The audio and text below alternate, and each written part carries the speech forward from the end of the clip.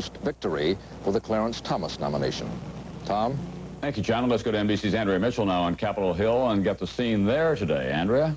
Tom, as though things weren't bad enough for the Democrats, they lost another one today, failing to override the president's veto of extended unemployment benefits. Mr. Kennedy, aye. Democrats came up 2 votes short, giving Bush an unbroken record of 23 wins, no losses on vetoes. Senate leaders knew they were licked even before they started. Mr. President, the vote's going to be close.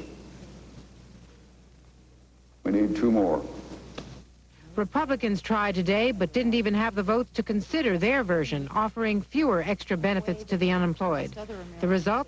Gridlock. It's not time for more political speeches. We've certainly had enough of them. They don't pay the rent and they don't do grocery bills.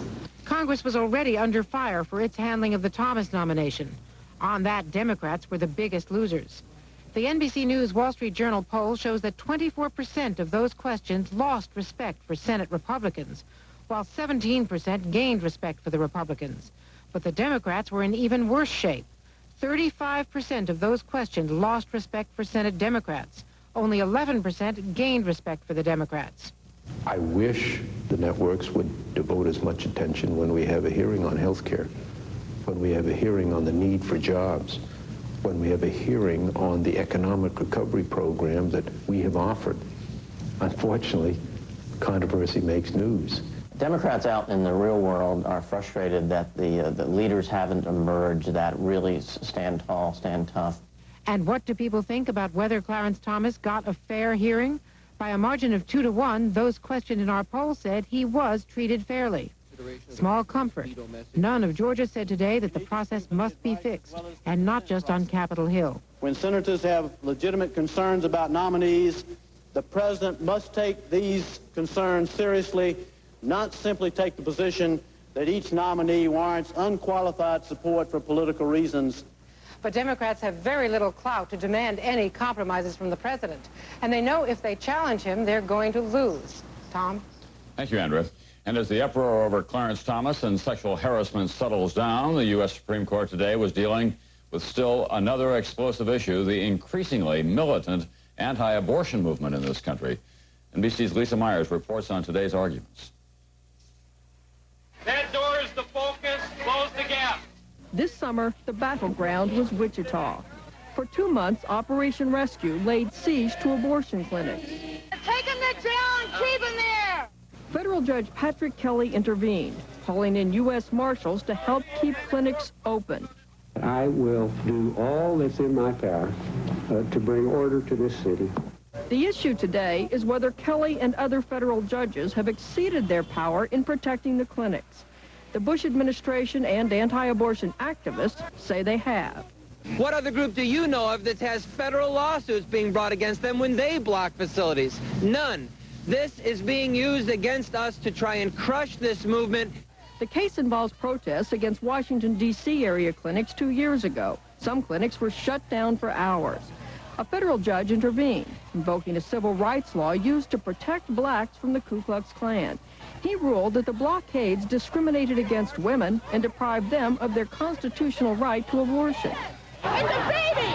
But Jay Sekulow, the lawyer for Operation Rescue, told the court that the blockades do not discriminate against women because they prevent everyone from entering the clinics. Justice O'Connor called that a strange argument. John Schaefer, representing the clinics, argued that when you target a right of women, you target all women, and that's discrimination. They're trying to stop the exercise of women's right to choose. It's not a dispute over jurisdiction, as the Justice Department would have us believe, but over how far this administration is willing to go to pander to the anti-abortionists. Since Justice Thomas wasn't present for today's arguments, he won't be involved in this decision.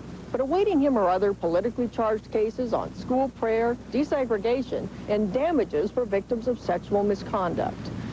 Lisa Myers, NBC News, at the Supreme Court. In a moment, the latest on the chances for a Middle East peace conference. This is the sound of Unisom, the sound of sleep. With Unisom, you hit your pillow and fall asleep fast. Tonight, you can sleep more soundly with Unisom, America's #1 sleep aid. Finally! Finally, after nearly a century, we came up with a formula with more pain relievers than Ben Gay. And it's on its way to stores right now from Ben Gay. New ultra-strength Ben Gay, the strongest Ben Gay ever. Once again, Buick is raising the banner for quality in America. Introducing the 1992 LeSabre with a higher level of power, safety, security, and convenience. This new LeSabre is going to be one tough act to follow. LeSabre for 1992 from Buick. Even a four-time Super Bowl champion knows to stay in the game, it's important to get the nutrition of whole grain. These guys don't have it. Wheaties does, made with 100% whole grain. So no matter what you're going for, better get your whole grain. Hey, Joe, you gonna come back for one more bowl? You better believe it.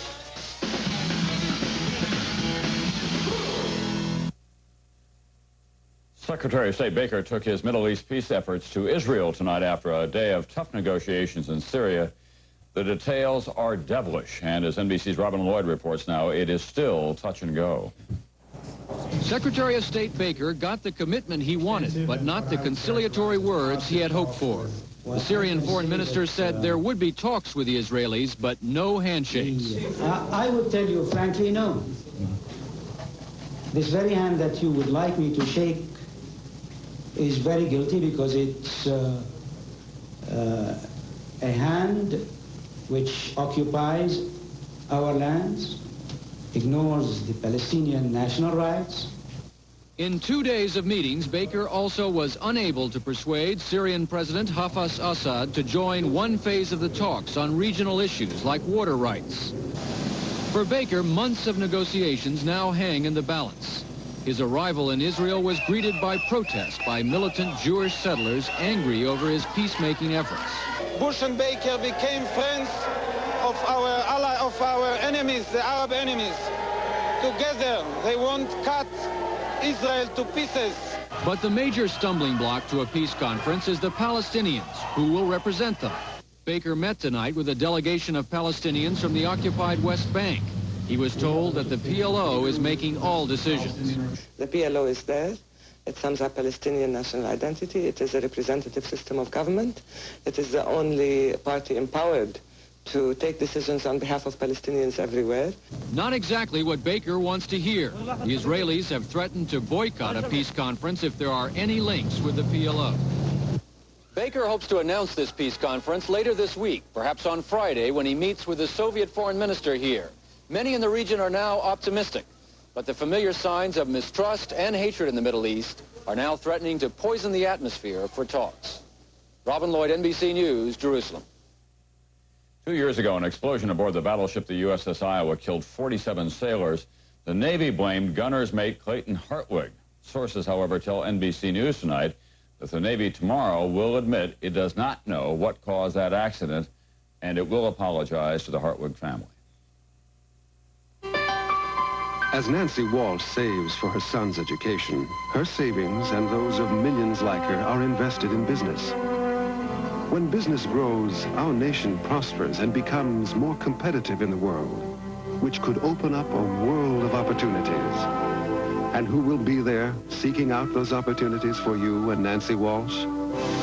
Merrill Lynch. We're bullish on the future.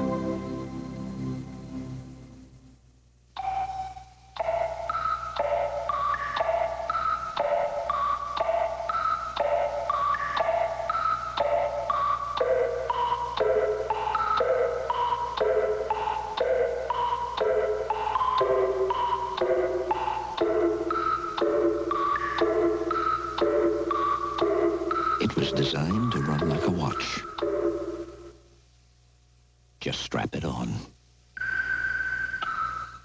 My dad had ulcers, so when my stomach started acting up, I was afraid to go to the doctor. But finally, I went. Was I relieved when my doctor said Mylanta? He said it was indigestion, not an ulcer, and my kind of indigestion called for a strong medicine. Mylanta is strong medicine, strongly recommended. In fact, Mylanta is the antacid doctors recommend most. My doctor said Mylanta. And try Mylanta's Mylicon. It has the best medicine for gas. We bake pearls made of denture material in this blueberry pie to prove how powerfully Efferdent, America's leading denture cleanser, removes this tough stain, even in between. Efferdent, stronger than stains. You know Quaker Oats makes you feel good twice. First when you eat it. It's pure oats and it's piping hot. Then you feel good again, because it stays with you and helps keep you rolling all morning. Quaker Oats, it's the right thing to do. 3 companies that market those liquid diets were ordered today to end deceptive advertising claims about their products. The Federal Trade Commission said some liquid diets can be a waste of money. More from NBC's Robert Hager tonight. The ads are everywhere. Oh, baby, you look so nice. Oprah Winfrey lost 67 pounds on one diet plan. Baseball manager Tommy Lasorda touts another on TV. The ads claim long-range benefits, like to some weight loss programs, it's before and after. The OptiFast program works after the after. But does it really? Oprah Winfrey, who took OptiFast, gained weight back very quickly. And so have thousands of others on other products, like Christina Petrillo, just out of college. Those diets, they just don't work. You're going to eventually gain it back. It's not healthy. It's not a normal way of eating. And once you're off of it, you don't know where to go. Today, the Federal Trade Commission announced that it had forced 3 big liquid diet marketers to stop making what the commission called deceptive or unsubstantiated advertising claims. Named today, marketers of UltraFast, MediFast, and OptiFast. Together, they do almost $500 million a year in business. The FTC's Barry Cutler. The firms will have to replace unsubstantiated hype with documented facts. For example, the companies will not be able to misrepresent the likelihood that weight will remain off. The government said these marketers will now have to include explanations, such as, for example, 20% of our customers maintain 60% of weight loss over 2 years. As for claims such as the safety and effectiveness has been proven, the FTC said people may actually risk gallstones, dizziness, temporary hair loss, or other problems. And the agency said ads should warn that physician monitoring is necessary. As for companies untouched by today's action, Nutrisystem, Jenny Craig, and others, The FTC said it's examining most of the best-known programs, and without mentioning any by name, said it hopes today's agreement might set a pattern for the whole diet program industry. Robert Hager, NBC News, Washington. On Wall Street today, a record high. Responding to good earning reports, the Dow Industrials were up sharply in very heavy trading today. We want to show you what an American car company can do when we put our minds to it. In 1989, this Dodge Viper was just a concept. In January, it'll be rolling off an assembly line in Detroit, Michigan. Nobody in the country ever developed a car that fast. From now on, every new car Chrysler makes is going to be built the way this one was. And that's by a team. Product and manufacturing engineers, designers, finance guys, and marketers, all working together with one idea, making a great car. And this is where they'll do it, our new billion-dollar Chrysler Technology Center. We'll have 7,000 people here, designing, testing, hand-building prototypes. There's even a pilot factory to get it right before we produce a single car. We've been telling you about Chrysler advantages for some time now. We've changed this company to give you even higher quality cars, faster, and at lower cost. For those of us who forgot, it's called being competitive. It's 6 o'clock, you're coming home for supper tonight. You work all day, you work up an appetite. Hey, Mom, what's for dinner? I wonder what minute is cooking up a dinner tonight. How about stir-fried chicken and broccoli in a tangy oriental sauce with Minute Rice? Because Minute Rice makes all your recipes taste great. Now that's something to come home to. Just look 1 minute, it's cooking up a dinner tonight. Take a 3, 4, or 7-day fun ship vacation to the Bahamas, Caribbean, or Mexican Riviera on Carnival, the most popular cruise line in the world.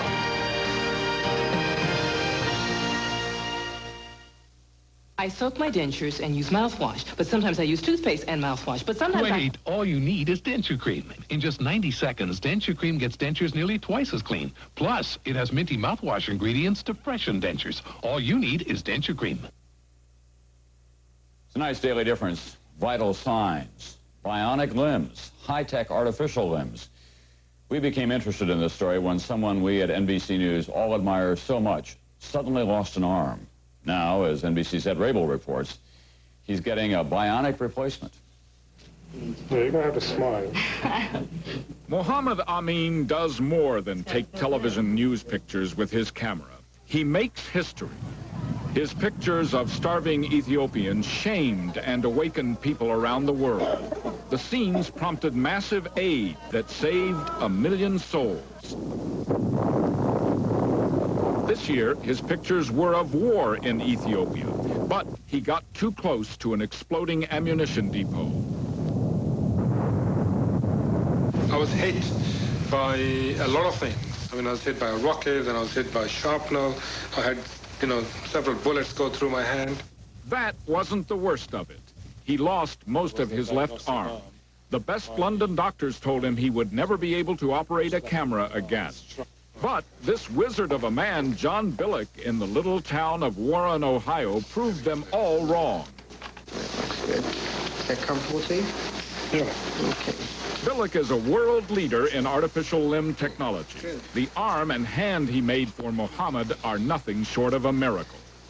We've even designed the arm with an external battery pack that he can clip on as an auxiliary. By simply flexing his upper arm muscles slightly, Mohammed activates electronic sensors which energize his bionic hand. And what are you literally doing, though? I'm just thinking I want to open my hand and close my hand. So if I want to open, I just relax and contract when I want to close. And I can take the speed whatever I want. I can go fast or slow. Mohammed is the beneficiary of space-age technology. His new hand is the product of work that borders on science fiction. In the movie The Empire Strikes Back, Luke Skywalker loses his hand. But once rescued, Luke's back in business in no time. Far-fetched? Maybe. I'm touching the electrodes, and Mo's using muscle impulses to actuate the hand. Inside John Billick's laboratory, you get the feeling nothing is impossible. Some of the metals that we use, titanium in the aircraft or aerospace metals. An artificial foot so special that an amputee not only can walk, but run, jump, even play basketball. This is an above-knee prosthesis with a hydraulically controlled knee mechanism. And tiny hands for children like Stephanie Clark, who was born without an arm. Try putting your hand in there. Be careful. In John Billick's lab, people don't have to wait until the 21st century to be put back in business again. For the last 30 years or so, I've been out in the field, I've been covering news stories, and I always just loved it, and I want to get back into that. I want to get back into what you call dangerous jobs. Ed Rabel, NBC News, Warren, Ohio. That's Nightly News. I'll see you tomorrow.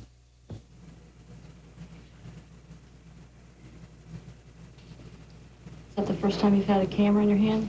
No, it's, I've had it before.